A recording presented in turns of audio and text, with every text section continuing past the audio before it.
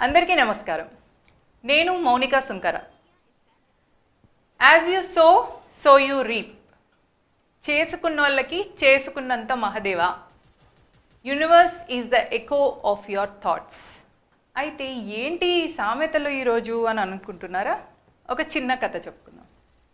ఒక ఊర్లో ఏ and B అని ఇద్దరు ఫ్రెండ్స్ ఉన్నారంట.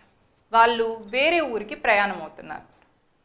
మార్గ మధ్యంలో లే ఆఫ్ వచ్చింది. అంటే వాళ్ళు ఇంకొక బస్ క్యాచ్ చేసే అవసరం వచ్చింది.